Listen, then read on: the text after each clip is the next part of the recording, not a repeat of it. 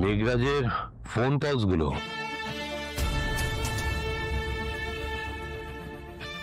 এই জায়গাগুলো থেকে এসছে। Sector 1, sector 2, Bidhannagar. তার মানে গোটা শহরটাও ঘুরে বেরিয়েছে। বিভিন্ন জায়গা থেকে, বিভিন্ন নাম্বার থেকে ও ফোন করছে। আমাদের চোখের সামনে দিয়ে ঘুরে বেড়াচ্ছিল আর আমরা খুঁজে পেয়েছিলাম। আমরা নয়, বহু বচন করে দিও না। এক বচন প্লুরাল ইউজ করো না। তুমি খুঁজে মরছো, আমি নই। আর মেঘরাজ চাইছে আমি ওকে খুঁজি, আর ওই লুকোচুরি খেলাটা খেলে যাবে, যেটা আমি হতে দেব না। আমি সেই ফাঁদে পা দেব না। তুমি খোঁজো, আমার কোনো ব্যাপার নয়। এই খেলা তোমার ভালো লাগছে, খেলো। তুমি খুব ভালো করে জানো যে আর্য সিংহ রয় আর ওর ইশারায় চলে না। তুই যে তোর নিজের মর্জির মালিক সেটা আমার থেকে কেউ ভালো জানে না, কিন্তু সমস্যাটা হচ্ছে মেঘরাজ কি চাইছে সেটাই তো পরিষ্কার হচ্ছে না। আজ কিছুতেই পরিষ্কার হচ্ছে না ও কি চাইছে, আর সেখানেই আমার ভয়। আমার এই একটা জিনিস মাথায় আসছে না, ও অপর্ণাকে কেন টার্গেট করছে? অপর্ণার কাছে কেন চিরকুট দিচ্ছে? আমি ভাবছি আর্য সিংহ রায়ের সিকিউরিটি নিয়ে। আর অপর্ণা সবটাই এক সুতোয় বাঁধা বন্ধু, তাই। সুতো? কি সুতো? সুতো ওখানে ওই। থেমে গেলে কেন? আমি কি পরে আসবো? না, yes, coming Meera.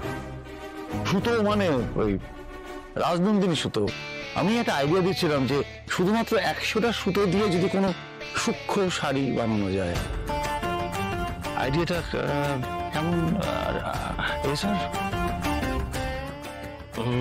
Very good idea কিঙ্কর। বলো মীরা। না বললে আমি পরে আসতে পারি। আসলে ওই অনেকগুলো নতুন কন্ট্রাক্ট হয়েছে, সব কটায় তোমার সই লাগবে। আচ্ছা, আমি করে দিচ্ছি, কিন্তু ব্যাপারটা হচ্ছে না কিছু না। আসলে আমি রাইট হ্যান্ডার, তো আমাকে তো এই ডান হাতেই সাইন করতে হবে। আর এই ডান হাতটা যেন চেপে ধরেছে, যেন নাক পাশের মতো চেপে ধরেছে।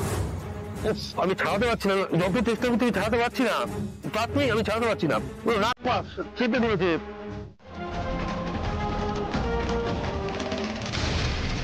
চলুন এবার। চলুন? তোমাকে কিডন্যাপ করা হচ্ছিল, তোমার ভয় লাগেনি? কে বারণ করেছে? আরে আমি তো আপনাকে বলে দিয়েছিলাম আপনি যেখানে খুশি আমাকে নিয়ে যেতে পারেন। ভয় পাওয়ার তো কিছু নেই। আর তো টেনশনের কি আছে? আমি কি এই চার্জে আপনাকে পুলিশের কাছে দেবো নাকি?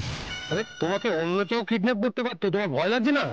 আমাকে কিডন্যাপ করা সবার কমন, সেটা আমি জানি। অদ্ভুত মেয়ে তো তুমি। কেন? তুমি কিডন্যাপ হচ্ছে না, তুমি ভয় পাবে না?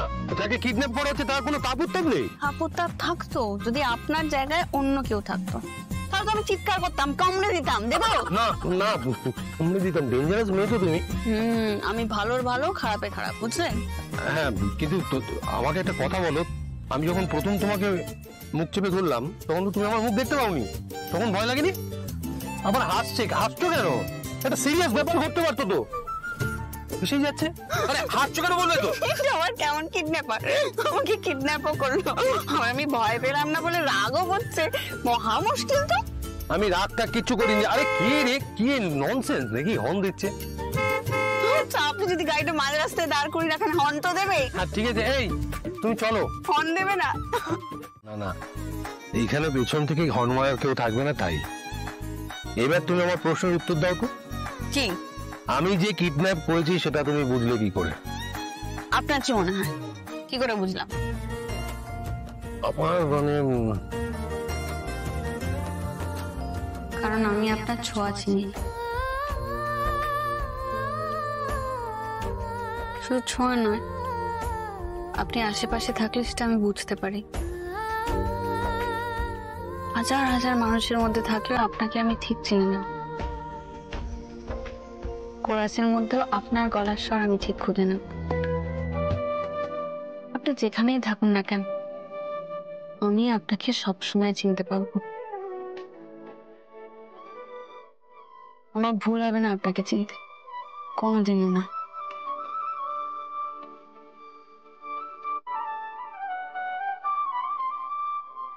হয়তো আমি বেশি বেশি বলে ফেললাম, কিন্তু এই সব কিছুই আমার মনের কথা।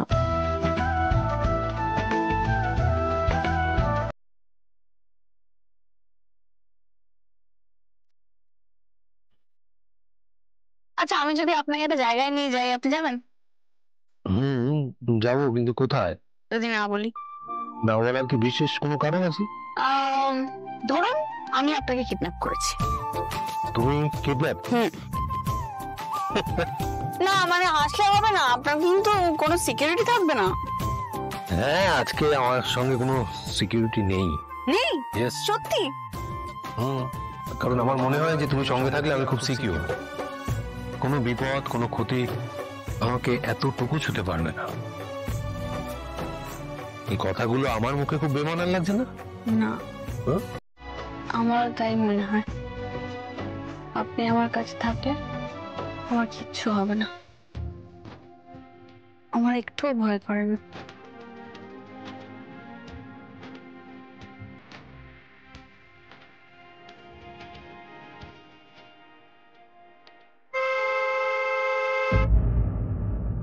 এই দেখো, আমি ভাবলাম এখানে হর্ন মারার কেউ নেই, এখানেও তুমি নেমে এসো তো।